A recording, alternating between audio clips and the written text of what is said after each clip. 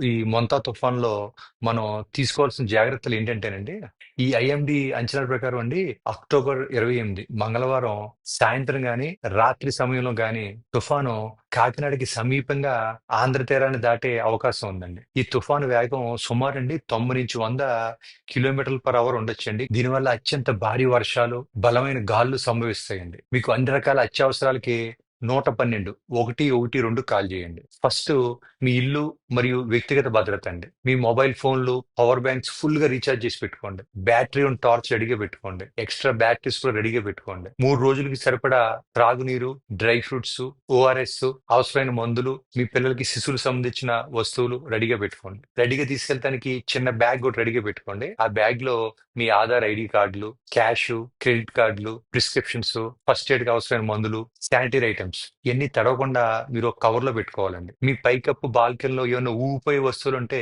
వాటిని ఇప్పుడే తీసి పక్కన పెట్టేయండి. బలహీన కొమ్మలు కనుకుంటే చెట్లకి నరికేయండి ఇప్పుడే. మీ వాహనాలండి చెట్లకి, కరెంట్ పోల్స్, టెలిఫోన్ పోల్స్ దూరంగా పార్క్ చేసుకోండి. నీరు కనుక మీ ఇంట్లో ప్రవేశిస్తే ముందు మెయిన్ పవర్ ఆఫ్ చేసేయండి. బీచ్‌ల దగ్గర, నది ఒడ్ల దగ్గర, ఎక్కడైనా వాటర్ ఉన్న దగ్గర ఫోటో దిగటం కోసం దయచేసి వెళ్ళొద్దు. ఎప్పుడు నీటిలో నడవద్దండి. ఎందుకంటే దాంట్లో open man holes, live electrical wires కూడా ఉండొచ్చండి. ఇప్పుడు ఐఎండీ మనకి గవర్నమెంట్ అధికారిక బులెటిన్‌లే అనుసరించండి. సోషల్ మీడియాలో వచ్చే రూమర్లు నమ్మొద్దు. దయచేసి రూమర్లు కూడా స్ప్రెడ్ చేయొద్దు. ప్రత్యేకమైన శ్రద్ధ ఎవరికి అవసరం ఉంటానండి?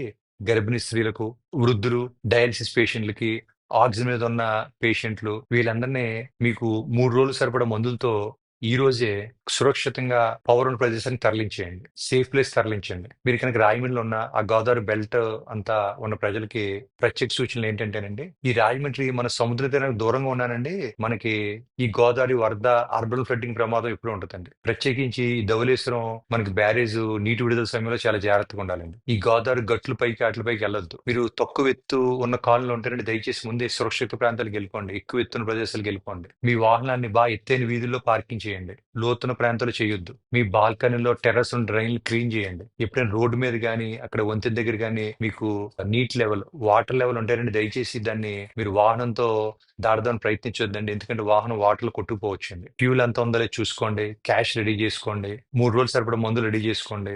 డాక్యుమెంట్స్ అన్ని వాటర్ ప్రూఫ్ కవర్‌లో పెట్టేయండి. మీ ఇంటిని సెక్యూర్ చేసుకోండి. మీరు కనుక మరీ లోతట్టు ప్రాంతాల్లో ఉంటే అవసరమైన షెల్టర్‌లు గానీ, పికప్ పాయింట్స్‌కి వెళ్ళిపోండి. ఈ ల్యాండ్ ఫాల్ విండోలో సేఫ్‌గా ఇంటిలోనే ఉండండి. తుఫాన్ లల్ సమయం ఉంటదండి. కామ్‌గా ఉంటది. ఆ టైంలో దయచేసి బయటికి రాకండి. మీ ఫోన్‌లు లో పవర్ మోడ్‌లోనే ఉంచండి. ఈ తుఫాన్ తర్వాత అండి పడిపోయిన ఎలక్ట్రిక్ వైర్‌లో కరెంట్ ఉందని అనుకోండి. తక్షణమే ఎలక్ట్రిసిటీ డిపార్ట్మెంట్ సమాచారం ఇవ్వండి. తాగునీటిని మరిగించి ఫిల్టర్ చేసి వాడండి. ఈ వీడియో చాలా ఇంపార్టెంట్ అండి. దయచేసి ఈ వీడియో మీ ఫ్యామిలీ అండ్ ఫ్రెండ్స్‌తో షేర్ చేయండి.